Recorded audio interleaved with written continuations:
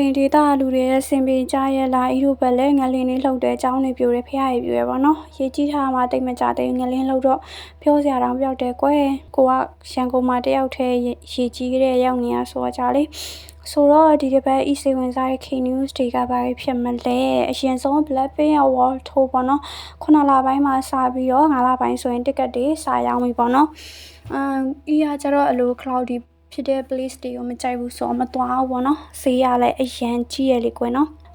အရန်ကြီးနေရ hot ဖြစ်နေပေါ့နော်ကိုကတော့တိတ်ပြီးတော့မပြောတတ်ဘူးပေါ့နော်သူတို့၄ယောက်လုံးမှာ rose တစ်ယောက်ပဲရှက်ကျူးမရှိနားနေရလို့ဤထင်နေပေါ့နော်ဒါတောင်ရှာမပြလို့လားလို့လဲတွေးမိသေးရပေါ့နော်ဂျင်းနီဆိုလဲသူ promotion ဆင်းနေတော့လီဆာဆိုလဲစကားရိုက်နေတော့ကြီးဆိုးဆိုလဲစကားရိုက်နေတော့ပေါ့နော်ဆိုတော့ဒီတိုးအတွက် album တော့ဘလို့အလုံးလုံးဘလို့လုံးမလဲဆိုတာစိတ်တော့ဝင်စားရပေါ့နော်ပြီးတော့ကြအခုတလောချင်းနေနဲ့လီစာနဲ့ကအရန်ဆက်စီဘက်ကိုရောက်လာတယ်လို့ထင်တယ်ပေါ့နော်သူတို့ရဲ့ခန္ဓာကိုပို့ပြလာတယ်လीနော်ချင်းနေဆိုလဲနောက်ဆုံးရိုက်ထားတဲ့မဂ္ဂဇင်းကပါဆိုလုံးဝတော့လက်ကွာတိလားအဲ့လိုကြတော့လဲတိတ်မကြိုက်ဘူးပေါ့နော်ကဘာကွန်ဆက်အရာဆိုပေမဲ့လဲပေါ့နော်နောက်တစ်ခုကတော့ GD ပါ GD ကသူ့ရဲ့ music တွေကိုအာကာတာတွေကိုပို့လွှတ်မှာပါတဲ့သူများနိုင်ငံတွေများအားချစရာသူစေတနာတဲ့မိုက်တချင်းတွေကို Microsoft ကထုတ်လုပ်ထားတဲ့ Zuma Open AI ရဲ့ Sora နဲ့ပြုလုပ်မှာဖြစ်ပြီးတော့ဒီ project ကအရန်ရေးပါတဲ့ milestone တစ်ခုဖြစ်လာမယ်လို့ထင်တယ်ပေါ့နော်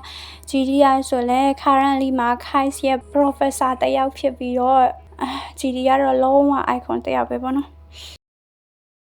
နောက်ပြီးတော့တာဝရဲ့တရင်တစ်ခုပေါ့နော်China မှာမင်္ဂလေးသုံးပတ်တွေကသုံးပြီးသားပတ်တွေဒိုင်ဘာတွေကိုပြန်သုံးပြီးရောင်းနေဆိုတဲ့သတင်းကိုကြားခဲ့ကြမယ်လို့ထင်မိလို့ပေါ့နော်ဤတောင်တွေ့ခဲ့သေးရပေါ့နော်အဲ့ဒါကြောင့်တာဝကအခုဆိုရင်သူကပတ်ထုတ်ပြီးတော့လုပ်နေရပေါ့နော်သူမိမ့်နဲ့သူ့ရဲ့တင်းတွေကိုအရင်ရက်60လောက်မှာတုံးခိုင်းထားပြီးတော့သူဝဒနာပါတဲ့ live စီမှာကျင်ညာပြီးတော့တရွံနဲ့ရောင်းပြီးတော့စံတုံးခိုင်းနေရပေါ့နော် feedback ပေးခိုင်းပြီးတော့အဆင်ပြေရင်လိတ်တက်ပါရှင်းနဲ့ရောင်းမယ်လို့ပြောထားရပေါ့နော်အဆင်ပြေရင်တော့ကောင်းတာပေါ့ကွယ်နော်နောက်ဆုံးအနေနဲ့ကကြတော့တဲဆောင်အဝါပေါ့နော်ဒီ best အဝါက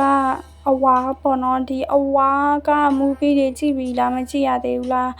တွေရောကုန်ပါပေါ့နော်ကြည့်ရမယ်စင်းနေပေါ့နော်ဘာဖြစ်လို့လဲဆိုတော့စကားတင်မှာပါလာပြီးဆိုကြတဲ့ကောင်းလို့ပဲပေါ့လေဘယ်လိုကောင်းတာလဲဘယ်ကားတွေကကောင်းတာလဲဆိုတော့နောက် content တစ်ခုမှတင်ပေးမယ်လို့စဉ်းစားထားရပေါ့နော်